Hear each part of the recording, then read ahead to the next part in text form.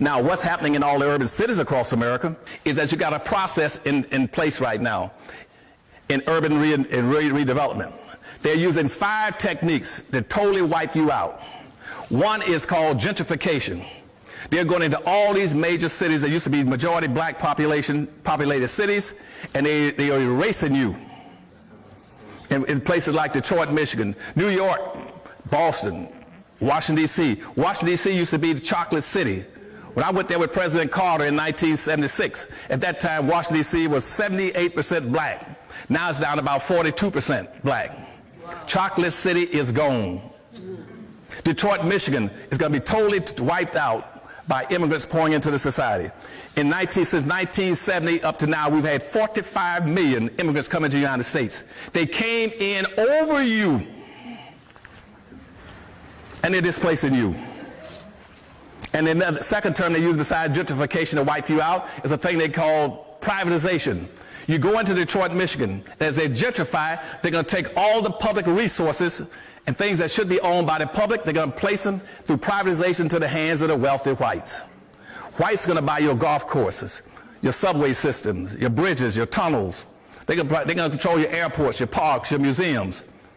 Why? Again, because Anderson says, he who owns and controls the resources got the power. If you own and control nothing, you are totally, absolutely useless and expendable.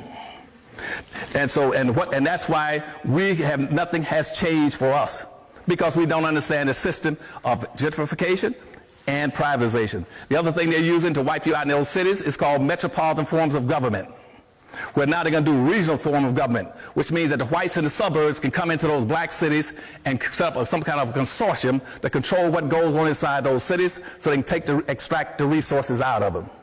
Another concept they use in those cities is called cool cities, which says cool cities means bring in the gays and let them replace black folk.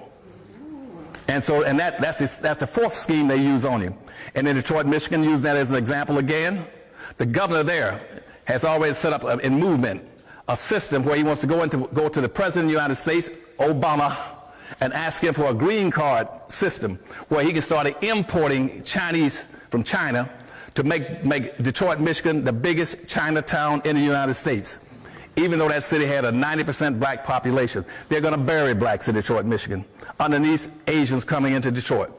And already in Detroit, Michigan, in Dearborn, right on the outskirts of Detroit, Arabs own 90%. 90% of all the businesses in the city of Detroit are owned by Arabs.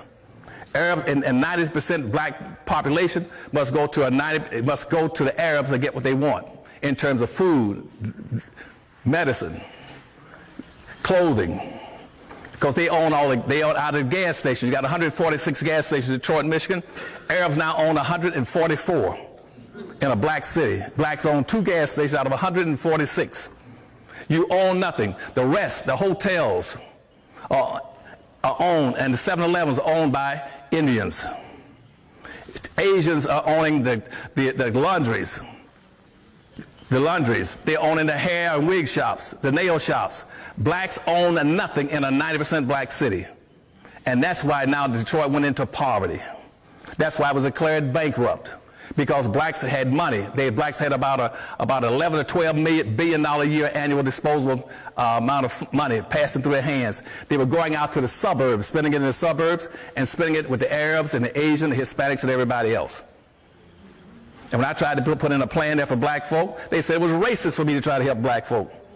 They said, yes, Dr. Anderson, we admit in this town that we have an Asian town, a Chinatown, a Pole town, a hockey town, a Cork town, a Mexican town, and a Greek town, but it's racist for you to try to do something for black folk, to build a black town. And guess what the black leadership said? They sure is right. And if you want to find out if I'm telling a lie or not, you got blacks sitting right in this auditorium that was there. You got right here on the front row, 2 here, you got Rosie Milligan that was there and spoke in Detroit.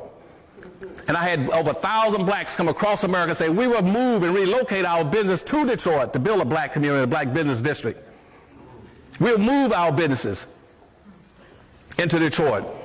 Over 1,000 of them. And guess what? The town got scared and fighting. And they told black folks, no, we don't. It's racist for Anderson to come in and not include everybody and everything. And so that ended that effort. And so that's why Detroit failed. So what I'm saying to you is anything that's happened to black folk in this country can continue to happen, but it is not by accident. You all have to understand today that you're locked into a social construct. That social construct was put in place almost 300 and 400 years ago. You're locked and boxed. You're locked and boxed.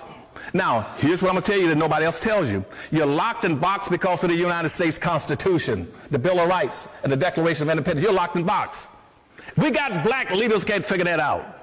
You go read the Constitution, it tells you straight up front what's going to happen to black folk. You're locked into it. That is a social construct that says in this country, that in the Constitution, which was approved in 1789, it says that this is a white nation. The first immigration law in 1791 spelled it out. It is a white nation for white Europeans and other white people classified as white. And black folk are now going to be a permanent underclass. Not a permanent class, they will be an underclass. You will be classified as 3/5 of a human being. You will be classified as property. You will be classified as property and 3/5 of a human being. You would not be permitted to do things that everybody else could be permitted to do. And in the Constitution, it's spelled out, and black folk don't know this. The people in New York, in Philadelphia, met for a whole week. They closed all the windows and all